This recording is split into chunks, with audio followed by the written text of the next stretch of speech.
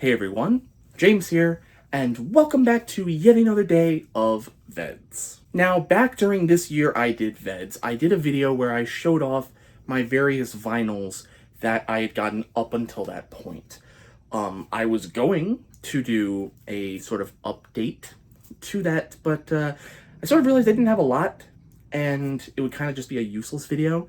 But I did remember that when I put out the From the Archives of my interview with Robbie Gilbert, I did mention that I had a whole portfolio filled with various art projects I had done, and I asked if anybody wanted to see them, and some people expressed interest, so I figured today I pulled out a couple.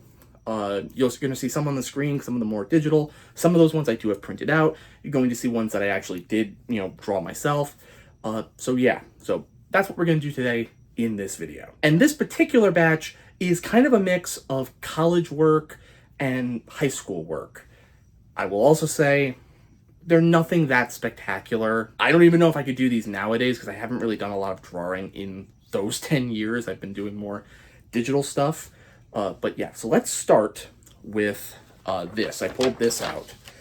This I think was done in college. I think this was done in Robbie Gilbert's class, because I believe, I could be wrong, but I believe he brought in, I think when we walked in, he had a bunch of props in the middle of the room, and we had to just draw one.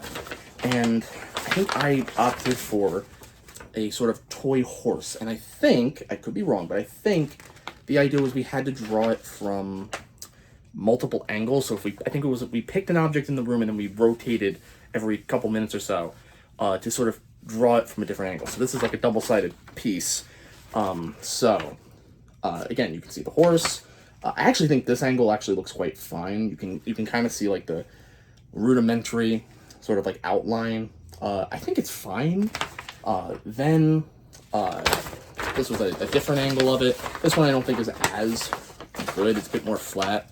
I think it's fine. I think it shows the general gist of course. Again, this one I think is really good. Hopefully you can hear me. So yeah, that's this one. So this was also done in college. I'll keep the two college pieces that I had, and I'll start off with that. This one again basically tasked us with drawing our hands in various sort of positions. So you have one where it's kind of like the loser symbol. You have one that's more rock and roll. You have a fist, and on this side you've got like a thumbs up pose, sort of an all-out hand pose, a more grabbing pose, and if I said bunny ears, I don't know if I said it.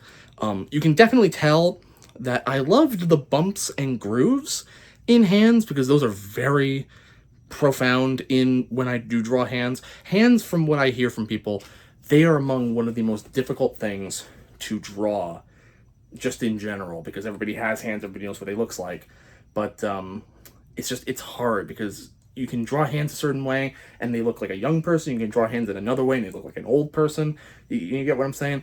Hands and feet I think are the things that people just struggle with drawing, and I was no stranger to that. So this next one I believe was a high school project, and I believe they tasked us with drawing ribbons. We could draw it in however way we wanted to, but it had to have ribbons.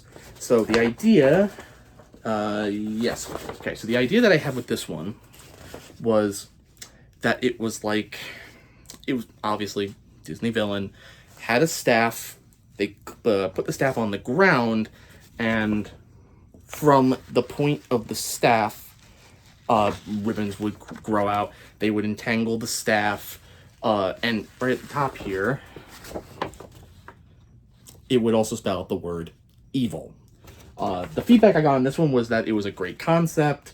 The ribbons were fine, but the fades, I'm having kind of a George McFly thing going on right now.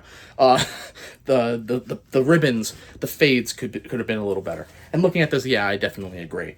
I will say down here, guess who that is? That's like the foot of Jafar. I don't know if this was meant to be Jafar, because one of the things I will say is around this time, I really got into drawing essentially my Aladdin OC. I will never be talking about that on this channel. None unless I get freaking dared to.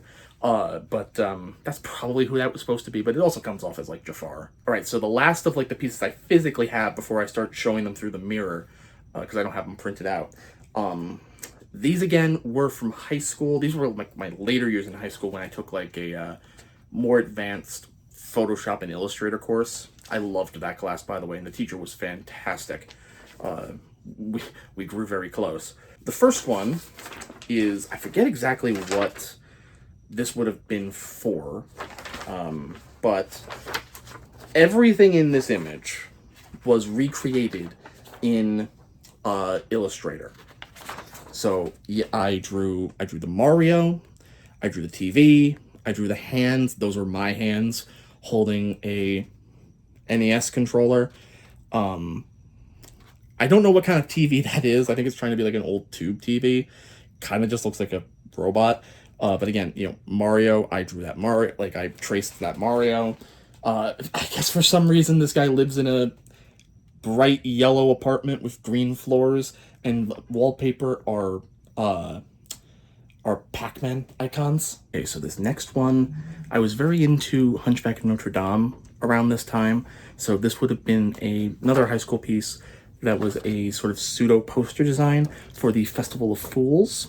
I really like how this one came out, and I really liked how I traced in Illustrator Clopin from Hunchback of Notre Dame. Only thing years later I don't like is these people are kind of just weirdly proportioned, and I don't know why this is like a Muppet dude, but I don't know. And those are all the pieces that I have physically.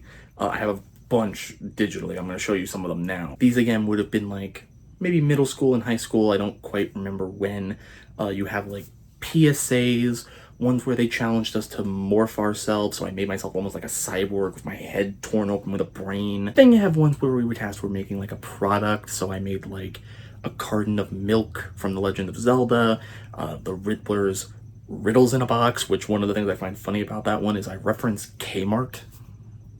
That was timely. And actually with that one, it wasn't just we had to make the box itself, but we also had to make an ad for it. That was the one that references Kmart specifically, which again, yeah, timely. But I think I'll cut it off there for right now. Those are some of the art projects that I've made throughout the various stages of my life. If you guys liked that, maybe I'll do more if I can find some more. I'll show off some more. But let me know what you thought in the comment section down below. And until tomorrow, guys, gals, and my fellow VEDS-ies, I will see you tomorrow. The last 3 days, trouble's been a brew, and now 2022 is gone, lost in our rear view. As 2023 approaches, our 3-video quota has been renewed. Can EJ and RJ's friendship be patched or re-glued? Stay tuned.